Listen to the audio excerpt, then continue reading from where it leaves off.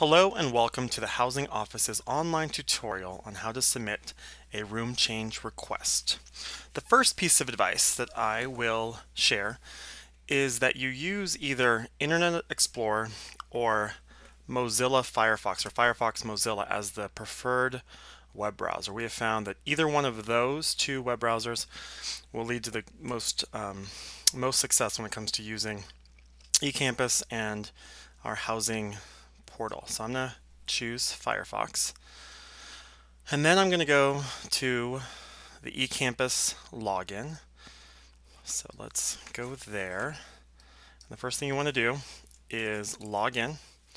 So I'm going to go ahead and log in.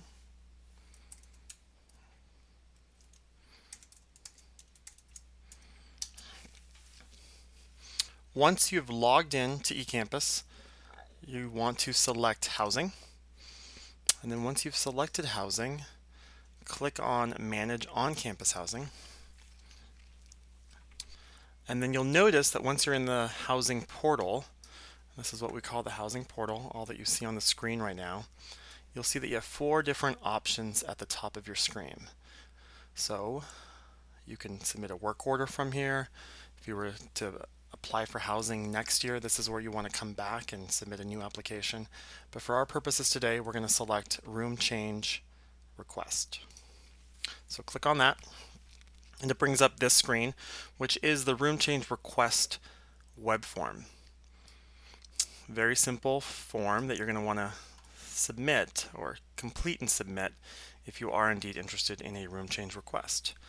So the first thing you should see is your current room assignment, where you currently live on campus. And then you'll see 2 spaces within which you can enter your building preference for the building that you would like to move into if you were to be granted a room change request. And so I'm going to go ahead and type in Swig Hall into this space, and I'm going to submit another option. So I'm going to type in Campese Hall right here. You can also add additional information if you want to. You could say double room only because you only are interested in living in a double room. Or you could say any single room on campus. And that would be information that our office would use when making room change or fulfilling room change requests if we at all possibly can. Then the next section is the roommate request. This is optional. You don't have to fill this out. But say you do want to move into Swig Hall, into a double room, and you know that Chris, who's your friend that you've met, lives in Swig, and he has an open space within his room. This is where you could indicate that you want to live with Chris. And you would type in his name, type in his email address, and then what's really important for you to know is that Chris will have to email separately from this process or separately from this form. He will have to email the housing office at housing@scu.edu indicating that he wants to be your roommate and would like for you to move into his room. If that's not provided, we may assign a different student to Chris's room. But by doing this and by Chris indicating that yes, he would like for you to be his roommate, we know that this is a mutual desire by both of you, and we'll do our best if we can to accommodate that request. The next and final step, or almost final step, is making sure that you read the room change request procedures and agreement. So you want to first understand that room change requests are only accepted during certain periods of the quarter. For fall quarter, that's October 7th through October 14th at 5 p.m.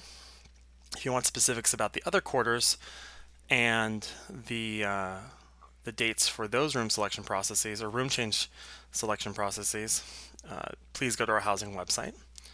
But we also want to make sure that you understand that if you are approved for a room change, you're going to receive a confirmation email, and we ask and expect that you respond to that email within 24 hours of receiving it, indicating whether or not you want to accept the new room that you've been offered, or you want to decline that offer and just stay in your same space. If we don't receive that email from you, you will be charged $250. And so it's really important that you reply to that email as quickly as possible, indicating one way or another what your intentions are. Additionally, before actually submitting this form, we ask that you've consulted with your resident director or area coordinator. So that's really an important piece of this process, just letting them know this is why I just don't want to live in this room anymore. Here are the reasons, and that you've had that conversation with the residence life professional within your building. So you would click that, indicating that you've done that. And then the final piece is just, again, acknowledging that you've read the request procedures and that you acknowledge and understand and agree to them. And then finally, all you need to do is submit, save, and continue. Once that's done, the request will come to our office and we'll know that you have submitted this request, and we'll do our best throughout this next week to see what we can do in terms of actually fulfilling your desired request to change rooms to a specific building. And we'll notify you either way. And of course, if you have any questions about this process, please don't hesitate to call our office. Our phone number is 408 554 4900. And thank you for your patience as we do our best to work through this process. Have a great day.